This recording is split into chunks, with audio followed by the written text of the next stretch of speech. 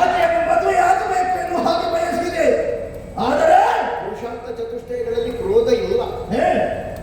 ಹಾಗಾದ್ದರಿಂದ ಕ್ರೋಧ ಅನರ್ಥಭೂತವಾದದ್ದು ಖಂಡಿತವಾಗಿಯಲ್ಲ. ಒಂದೊಂದೆಗೆ ಮೋಹಕರ ವಶನಾದೆ ಬೇಕು ಎನ್ನುವ ಹಾಗೆ ಮನಸ್ಸಾಯಿತು. ಯಾವಾಗ ಸುಗ್ರೀವನ ಸಂಧಾನ ಮುರಿದು ಬಿಟ್ಟ ಕೋಪಿಷ್ಟನಾದೆ, ಕರೆತರಬೇಕು ಎನ್ನುವ ಹಾಗೆ ಭಾವಿಸಿದೆ. ಎಲ್ಲರೂ ಅಳಿದು ಹೋದಂತಹ ಸಂದರ್ಭ ಆಕೆಯನ್ನು ಉಳಿದ ಬಿಡಕೂಡದು ಎನ್ನುವ ಹಾಗೆ ಕ್ರೋಧವಿಷ್ಟನಾದೆ. ನೀನು ಯಾಕೆ ಇಂತಹ ಮಾತುಗಳನ್ನಾಡುತ್ತದೆ ಎನ್ನುವ ಹಾಗೆ ಅರ್ಥವಾಯಿತು ನನಗೆ. ಹೋದವರೆಲ್ಲರೂ ಕೂಡ ಅಳಿದು ಹೋಗಿದ್ದಾರೆ. ಅಂತೆಯೇ ನೀನು ಹೋದೆ ಅಂತಾದ್ರೆ ಯಮರಾಯವನ್ನು ಸೇರಬೇಕಾರೆ ಎನ್ನುವಂತಹ ಭಯ ಉಂಟು ನಿನಗೆ. ಅದಕ್ಕಾಗಿ ನಿನಗೆ ಅಂಜಿಕೆ ಉಂಟು ಅಂತ ಒಂದು ಕೆಲಸವನ್ನು ಮಾಡು. ಮೀಸೆಯನ್ನು ಓಡಿಸು, ಭಯವನ್ನು ಕಟ್ಟುಕೋ, ಒಳಗಿದ್ದು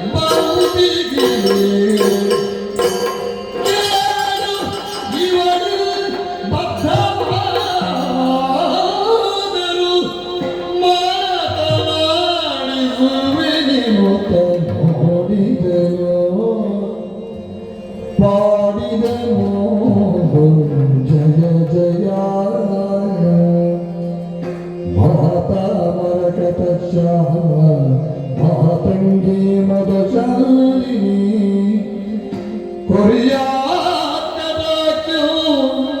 ಕಲ್ಯಾಣಿ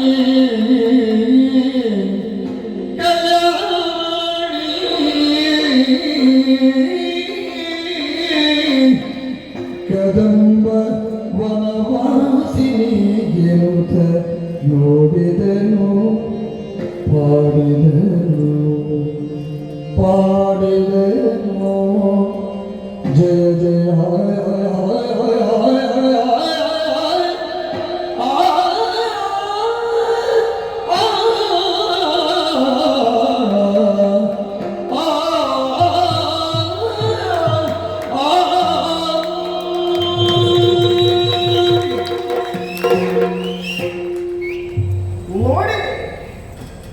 ಇಲ್ಲಿಗೆ ಬಂದವರೆಲ್ಲರೂ ನೋಡಿದ್ದಾರೆ.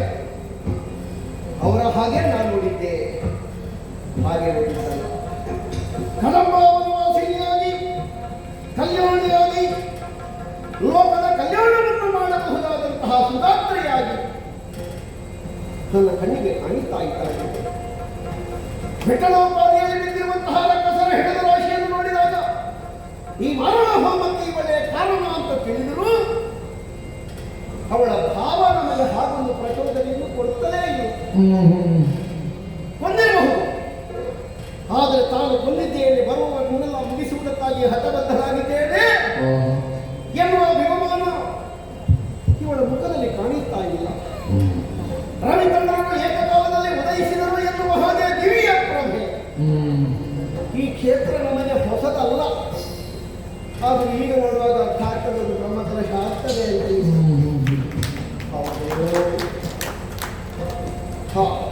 ಹಾಗೆ ಒಳ್ಳೆ ಕೆಲಸ. ಬ್ರಹ್ಮಕಲಶ ಆಗುವಾಗ ಹಳತೆ ಎಲ್ಲ ಹೋಗಿ ಗೊತ್ತಾಗುವುದು ಅಂತಾರೆ. ಈ ಸಲ ಹಳತನ್ನು ತೆಗೆಯುವುದಕ್ಕಾಗಿ ಇವಳು ಕೂತಿದ್ದಾಳೆ ಅಂತ ನಿಮಗೆ ಅರ್ಥ ಆಗ್ತದೆ. ಇವಳನ್ನು ಎಷ್ಟು ವರ್ಣಿಸಿದರು, ಹೇಗೆ ವರ್ಣಿಸಿದರು, ಇದನ್ನು ವರ್ಣಿಸಿ ಮುಗಿಸುವುದಕ್ಕೆ ಸಾಧ್ಯ ಇಲ್ಲ. ಸಾವಿರ ನಾಲಿಗೆಗಳುಳ್ಳಂತಹ ಶೇಷನಿಗೂ ಅಸದರವಾದ ವಿಚಾರ. ತನಯತಿ ತನ್ನೈಯತಿ ತದ್ದೂರೇ ತದ್ದಂತಿಗೆ ತದಂತರಸ್ಯ ಸರ್ವಸ್ಯಾಪ್ಯವಾಹ್ಯತ. ಹಾಗಾಗಿ ಇವಳನ್ನು ವರ್ಣಿಸುವುದಕ್ಕಿಂತ ಇವಳಲ್ಲಿ ಮಾತಾಡಿಸುವುದು ಒಳ್ಳೆಯದು. ಚತುರ್ಭುಜ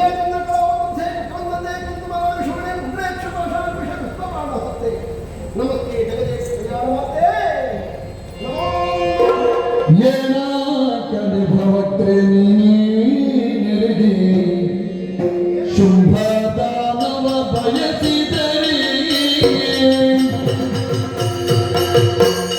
ಸಾಧುರಾಗದಿ ಬಲಿಸರಿ ಚೂಡಿಯ ಬಯಸಿದರಿ ಬಯಸಿದರಿ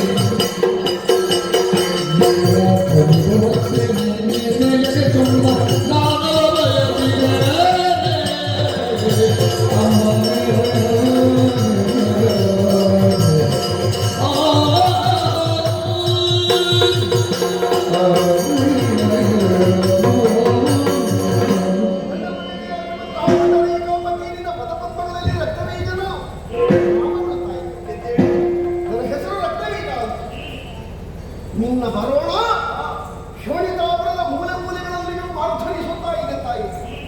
ನಮ್ಮೊಡೇನಾದ ಶುಂಭಾನಿರಬೇಕು ಎನ್ನುವುದರಿಂದ ಬಹಳ ಮಂದಿಗಳನ್ನೆಲ್ಲ ಕಳುಹಿಕೊಟ್ಟ. ಅದಕ್ಕೆ ಉತ್ತರವಾಗಿ ನೀನು ಬೇರೆಯೇ ಕೊಟ್ಟೆ. ಆದರೆ ನಿನ್ನ ಹಿತೈಷಿಯಾಗಿ ನಿನ್ನ ಪದಮೂಲದಲ್ಲಿ ಪ್ರಾರ್ಥಿಸುತ್ತಾ ಬೇಡುತ್ತಿರುವುದು ಹೆಣ್ಣಾದ ನೀನು ಹೆಣ್ಣತನವನ್ನು ಸಾರ್ಥಕಗೊಳಿಸುವುದಕ್ಕೆ ಒಂದು ಮದುವೆಯಲ್ಲಿ ಪಾಲ್ಗೊಳ್ಳಬಾರದೆ. ರಕ್ತ ಬೀಜ ಭಕ್ತಿಯ ಹೊಳೆಗೆ ಹರಿಯುತ್ತಾ ಇತ್ತು. ಮದುವೆ ಬಗ್ಗೆ ಆಡುತ್ತಾ ಇತ್ತು. ಸರಿಯಮ್ಮ, ಮದುವೆ ಆಗಬೇಕು ಅಂತಿದ್ರೆ ಶ್ರೇಷ್ಠ ವರದಾನಂತೆ ಇರಬೇಕು.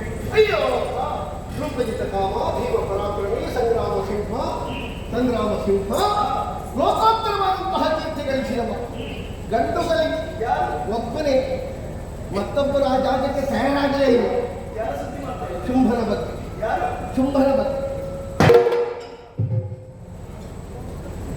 ಏನು ಮಾತು ಸಾಕ್ಷರ ನಿನಗೆ? ಆ ಶುಂಭನ ಹೆಸರು ಕೇಳಿ ಸಾಕಾಗ. ಅಯ್ಯೋ ದೇವರೇ, ಶುಂಭನ ನಕ್ಷತ್ರದ ದಿವಸ ಯಾರ್ಯಾರು ಪೂಜೆ ಮಾಡ್ತಾರೆ? ಒಳ್ಳೆದಾಗಿ ಶುಂಭ ಬದುಕಿದ್ರೆ ನಮಗೆ ಬದುಕು ಯಾವುದೇ ಹೆಣ್ಣಾದರೂ ಮದುವೆಯಾಗುವಂತಹ ತಾನು ಕೈ ಹಿಡಿಯುವಂತಹ ಕಲಿಸುವಂತನಾಗಿರ್ಬೇಕು, ವಿದ್ಯಾವಂತನಾಗಿರ್ಬೇಕು, ಗುಣವಂತನಾಗಿರ್ಬೇಕು, ಹೆಚ್ಚಾಗಿ ತಾನು ಹೇಳಿದ ಹಾಗೆ ಕೇಳಬೇಕು ಅಂತ ಬಯಸ್ತಾರೆ. ಮಾಡಿ ನೀನು ಪ್ರಾರ್ಥನೆ ಮಾಡಿ. ನೀನು ಮಾತ್ರ ಅಲ್ಲ, ಯಾವ ಹೆಣ್ಮಕ್ಕಳು ಕೂಡ ಮದುವೆ ಆಗೋದಕ್ಕಿಂತ ಮೊದಲು ಗಂಡ ನಾನು ಹೇಳಿದ ಹಾಗೆ ಕೇಳಬೇಕು ಅಂತ ಹೇಳಿದರೆ ಎಂತಹ ಬಂಡರೂ ಆಗುತ್ತೆ. ಮದುವೆಯಾಗಿ ಒಂದೆರಡು ತಿಂಗಳಲ್ಲಿ ಮತ್ತೆ ಮಾಡೋದು ಹಾಗೆ. ಗಂಡ ತಾನು ಹೇಳಿದ ಹಾಗೆ ಕೇಳೋದು. ಮದುವೆ ಆಗೋದಕ್ಕಿಂತ ಮೊದಲು ಎಲ್ಲರಿಗೂ ಇರ್ತದೆ ನಾನು ಮದುವೆ ಆದ ಮೇಲೆ ಎಂಥದ್ದು ಇಲ್ಲ. ಹೆಂಡತಿ ಹೇಳಿದ ಹಾಗೆ ಮನೆಯಿಂದ ಹೊರಡುವಾಗ ಇಂಥದ್ದೇ ಹೊತ್ತಿಗೆ ಹೋಗಬೇಕು ಅಂತ ಹೇಳಿದ್ರು.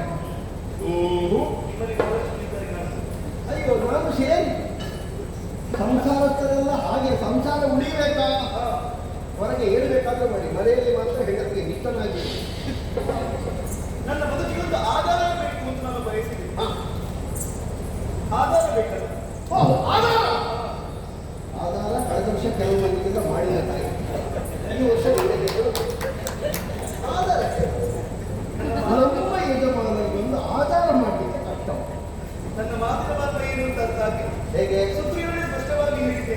ಶುಂಭನಾಗಲಿ ಹೆಚ್ಚೇಕೆ ಕಡಿಲಿಕ್ಕೆ ಒಡೆಯನಂತಹ ಸಂಪೂರ್ಣರಿಂದ ಬಂದರೂ ಕೂಡ ಈ ಅಂಬಿಕೆಯ ಮದುವೆ ಅಂಬಿನ ತುದಿಯ ಮೇಲಿದೆ. ನನಗೆ ಶುಂಭ ಬರಬೇಕಿತ್ತು, ಯಾಕೆ ಬರಲಿಲ್ಲ? ಅಷ್ಟು ಸುಲಭದಲ್ಲೆಲ್ಲ ಅಷ್ಟು ದೊಡ್ಡವ ಬಂದರೆ ಪ್ರಸಂಗ ಆಗಲಿಲ್ಲ. ನಾವು ಎಷ್ಟು ಚೆನ್ನಾಗಿ ಪ್ರಾರಂಭಿಸಿದ್ರು, ಬೇಗ ಬೇಕಿಲ್ಲ ಲೆಕ್ಕಾಚಾರದಲ್ಲೇ ಮೊದಲ ಬಂದರವಾಗಿ ಆಲೋಚನೆ ಮಾಡಿ. ಸುಗ್ರೀವ ಬಂದ ಏನಾದ? ಈಗ ದೇವಿದಾಸನಾಗಿ ಭಜನೆ ಮಾಡ್ತಾ ಇದ್ದಾರೆ. ಆಮೇಲೆ ಬಂದ ದುರ್ಲೋಚನ ಏನಾದ? ಒಂದಿಷ್ಟು ಭಸ್ಮ ಕುಟುಂಬದವರಿಗೆ ತಲೆ ಶುದ್ಧ ಮಾಡಲಿಕ್ಕೆ ಸಿಗಬೇಕು. ಆಮೇಲೆ ಬಂದವರು ಕದಲ ಕರೆಗಳು ಚಂಡಮುಂಡರು ಏನಾದ್ರು ಬದುಕಬೇಕಿತ್ತು ತಾಯಿ. ಅಂಥದ್ದು ಮತ್ತೊಂದಿಲ್ಲ.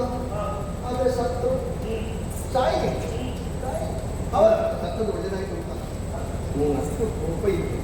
ಆ ತಲೆಯನ್ನು ಚೆಂಡಾಡಿ ಇಲ್ಲಿಗೆ ತಲೆ ಬಿದ್ದಿದೆ ಅಂತ ಗೊತ್ತೇ. ಇನ್ನು ಯಾವ ಗದ್ದೆಗೆ ಯಾವ ಊರಲ್ಲಿ ಬಿದ್ದಿದೆಯೋ ತಿಂಗಳಗಟ್ಟಲೆ ಜಾತ್ರೆ ಮಾಡುವಾಗ ಆಚೀಚಿನ ಕುಟುಂಬದವರು ಕುಡಿತಾ ಮಂಡೆಯನ್ನು ನನಗೆ ಅರ್ಥ ಆಗಲಿಲ್ಲ. ಸ್ವಲ್ಪ ಕಲಿತಿದ್ದೇನಮ್ಮ, ಸಾಕಾಗುವುದಿಲ್ಲ ಕೆಲವು ಸಲ. ಎಷ್ಟು ಮಾಡಿದ್ರು ಹೇಳ್ತಾರೆ ಹಿಂದಿನವರಿಗೆ ಸಾಲುವುದಿಲ್ಲ. ಏನಮ್ಮ ಬಂದಂತಹ ನೀವು ಒಂದು ವೇಳೆ ಕತ್ತಿ ಕಾಳಗದಲ್ಲಿ ನನ್ನನ್ನು ಗೆದ್ದಿದ್ದಾರೆ ಅದು ಯಜಮಾನ. ನಾವು ನಮ್ಮ ಸ್ವಾರ್ಥ ಅಂತ ಎಂಥದ್ದು ಇದೆ ಕೊಂಡೋದ ಅವರಿಗೆ ಮತ್ತೆ ಬರುವಾಗ ನೀವು ಪೂರ್ತಿ ನಾವು ತಂದರು ತಂದೆ ಅದು ವಿಷಯ ಬೇರೆ. ಒಮ್ಮೆ ಕೊಡುವುದೇ ಅದು ಇಷ್ಟೆಲ್ಲ ಮಾಡುವುದು ಯಜಮಾನ ಪ್ರೀತ್ಯರ್ಥ. ಹಾಗೆ ಬದುಕುವುದು ಹೇಗೆ? ಬದುಕಲಿಕ್ಕೆ ನಮ್ಮ ಯಜಮಾನ ಬದುಕು ವೇತನ ಸಂಬಳ ಏನ್ ಹೇಳ್ತೇವೆ ನಮ್ಮಲ್ಲಿ ಸಂಬಳ ಅಂತ ಯಾರು ಕೇಳುವ ಕ್ರಮ ಇಲ್ಲ. ಮತ್ತೆ ಬದುಕು ಅವ್ರಿಗೆ ಗೊತ್ತಾಗ್ತದೆ ನಮ್ಮ ಹಸಿಬೇಕು ಅಂತ. ಹಸಿವರಿದು ಹೊಸೆದು ತಾಯಿ ತನ್ನ ಎದೆಹಾಲನ್ನು ಕೊಟ್ಟ ಹಾಗೆ ನಮ್ಮ ಯಜಮಾನ ನಮಗೆ ತಾಯಿಯ ಸದೃಶ. ನಮ್ಮ ಬಾಯಾರಿಕೆ ಇರುತ್ತ ಸ್ಪಷ್ಟ ಗೊತ್ತುಂಟು ನಮ್ಮ ಯಜಮಾನ. ಹಾಗೆ ಇಂತಿಷ್ಟು ಅಂತ ಕೇಳೋದಕ್ಕಿಲ್ಲ. ಕೇಳಿದ್ರೆ ಅಷ್ಟೇ ತಗೊಳ್ಬೇಕು, ಕೇಳದಿದ್ರೆ ಎಷ್ಟು ತಗೊಳ್ಬೋದಲ್ಲ. ಲೆಕ್ಕ ಮಾಡಿದ್ರೆ ಆಚೆಗೆ ಕೊಡ್ಲಿಕ್ಕೆ ಇರುವುದು, ಲೆಕ್ಕ ಮಾಡಲಿಕ್ಕೆ ಇಲ್ಲ. ಅರ್ಥ ಆಯ್ತು. ಶುಂಭ ಬರ್ತಾನಿರುವಂತಹ ಪ್ರತೀಕ್ಷೆ ಇತ್ತು, ನಿರೀಕ್ಷೆ ಇತ್ತು. ಶುಂಭ ಬರ್ಲಿಲ್ಲ. ಕಾರಣ ಏನು ಬಲ್ಲೆಯ? ಏನಮ್ಮ? ಅವನೊಬ್ಬ ರಣ ಹೇಳಿ ಅವನ ಮಾತನ್ನು ಕೇಳಿ ಬಂದಿರುವ ಹೇ ಶಂಕರ್, ಬಡ ಹುಡುಗಿಯ ಗುಂಪಿನಲ್ಲಿ ಹುಡುಗಿಯ ಬೆಳಗ್ಗೆ